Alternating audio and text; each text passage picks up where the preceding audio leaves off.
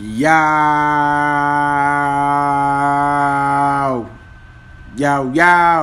what's good, man? Good morning. It is October the 29th. It is Sunday morning. This is your boy at DFSMasterMind _ over on Twitter. It's Sunday, so it's time for some NFL. I normally put these videos out Saturday night, but last night, I got home very late. Went to a little haunted house, freezing my balls off for like 20 minutes of some shit that was it was crazy, man. It wasn't even cool.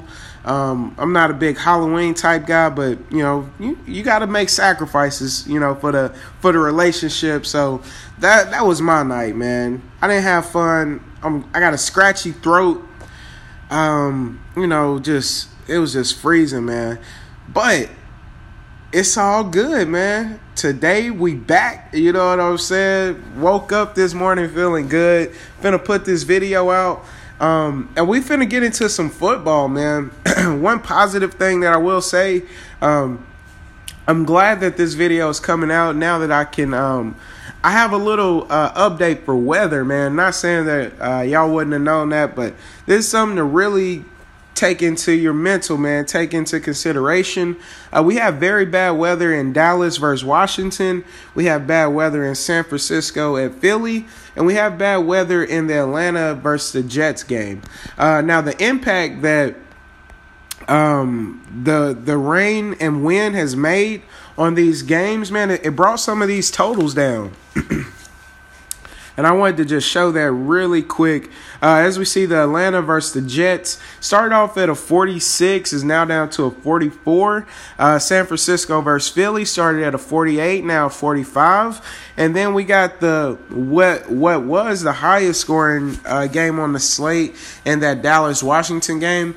That dropped down to a 48. So that's something to really just keep your eye on. I'm not saying it's the not a fade all these games type of situation. You don't even have to fade anybody. You can still play the quarterbacks. You can still play the receivers. Just keep in mind that, there may be some drops. There may be some fumbles, maybe some turnovers. Maybe we look at some of these defenses, man. That's something to always check out. So just stay up on the latest news and keep that in your mental. But luckily, I wasn't on any of these quarterbacks to begin with. My top QB, he costs $5,900, and that's going to be Tyrod Taylor, man, my boy TT. What Tyrod Taylor's been doing at home, he's just pretty much been dominant, averaging like 20 fantasy points when he plays at the cribbo, which is super straight. I actually think in this one, his ceiling is going to be a lot higher. I think he's in a very competitive game this week, taking on Oakland. We know Oakland has a porous defense, so I believe not only will Tyrod Taylor get the rushing yards, but he will also get the passing yards that we don't see all the time. He never has to showcase that. But I think in this matchup, he will be forced to throw the ball because Oakland has a very high-powered offense themselves. But Buffalo's defense is solid. It should be a competitive game through and through. I really love the rushing upside of Tyrod Taylor. If we can get 50 yards rushing, we know that's equivalent to 100 passing. So last week, Tyrod Taylor did throw for 360 yards if you want to look at it from a fantasy standpoint. So that's something to keep in your mental. He's my number one QB, hands down. A few other guys that I want to talk about. I really like Russell Wilson in his matchup versus Houston. I know Houston has a solid, okay defense. But when you think about what Wilson has to do for his team, they don't have a running back right now. They don't have an established run game. So he runs the ball and he throws the ball all the time. Like he throws short routes to run the ball because they don't get a lot of positive run yards. So, and if they do, normally it's from Russell Wilson. So I really just love his matchup. So I like him. And the last guy I wanted to talk about is Andy Dalton. Excuse me. Last guy I wanted to talk about was Andy Dalton taking on the Colts. I think he's in a very, very excellent spot, man. The Colts defense is pretty much terrible. Now, if I was doing a stack with anybody, it would be Andy Dalton and A.J. Green or Brandon Lafell. Don't sleep on Brandon Lafell, man. I think he has a very good game at a very cheap price this week. But Tyrod Taylor is who I'm starting off my QBs with, man. He's going to be the guy in my early onlys. He's going to be the guy in majority of my my all-day slate. So I'm rocking with Tyrod, man. I'll have like 70% exposure to Tyrod Taylor today. Moving on to running back. My number one running back this week. Y'all don't think I'm crazy, bro, but we going Joe Mixon, dude. I think he's just too cheap. He's the established starting running back, 4,700. We seen last week he was saying he wanted more carries. We seen Marvin Lewis, an interview. Well, I seen an interview where he was talking about he's not mad at him for saying those comments. He said it was immature at first. But, you know, he feels what he's saying. So he said he was going to try to beat him up in practice, get him used to taking some NFL hits and whatnot. So I expect Joe Mixon to be in a solid role. I'm expecting 20-plus carries. You know, that's what I want to see, man. So we can really see his skill set, really see what he can do.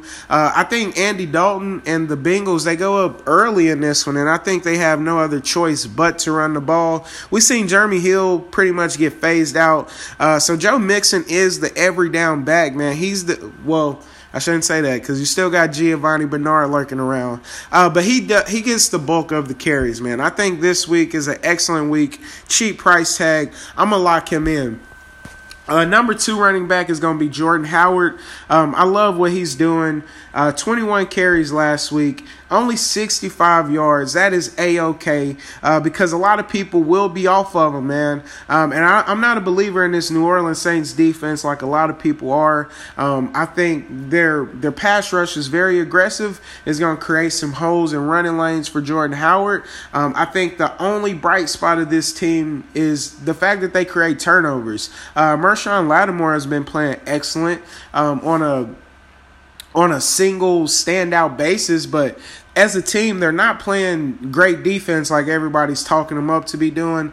They're still giving up a ton of yardage. I look for more of the same today, and I actually think Chicago Bears defense is the one that's going to be surprising, but that's neither here nor there. I'm not going on record with that, but that's just how I see this game going. I think Jordan Howard gets 20-plus carries once again and has a very, very good game, so I'm going to lock him in.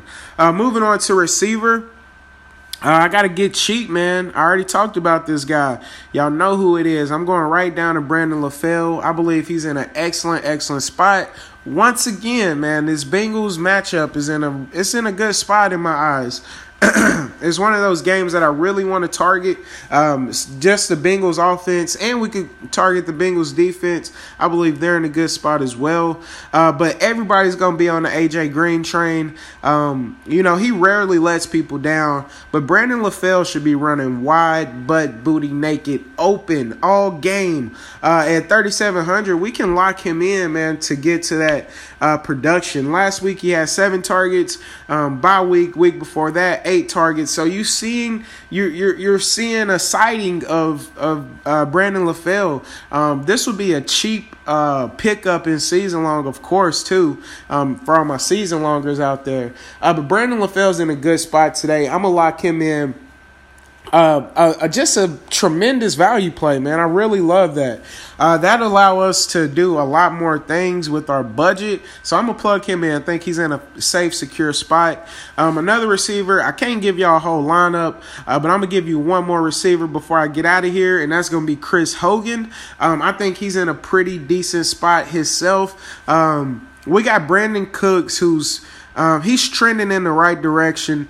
Brandon Cooks is averaging 11 yards per catch. Hogan is still at 8 yards per catch. But at the beginning of the year, man, we seen how valuable Hogan is. I think Hayward is going to be shadowing Cooks some of this game. So I think Chris Hogan actually has the better matchup. Gone but not forgotten. People it's always recency bias. When we're playing the game of DFS, we want to be more on that contrarian side if we can, man. Because the whole Pats offense is in a really good spot. If we know Brandon Cooks is going to be highly owned, let's just go in the other direction. I do love Chris Hogan. I think Amendola, if you want to go super contrarian, but I think Hogan has a safe floor. That's why I'm talking about him, and also has tremendous upside. When you got Tom Brady throwing the ball, you are always in a good spot. So I'm going to lock in Chris Hogan. Last spot I'm going to give you is a tight end. My number one tight end this week is going to be the boy Jason Witten. Now, I know I was talking about weather. 4,200, we're seeing Jason Witten be super consistent. I think 1 week, 10 targets. Last week, he only had 4 targets, but he got the touchdown. This is a pass-happy offense. Jason Witten has played in several games where it's raining. I think he will be the most safe bet, secure bet, safe hands for Dak Prescott. I think he will be able to trust him. I think he has an explosive game. He's going to be my number one tight end, hands down, no questions about it. And I think that's going to do it for me, man.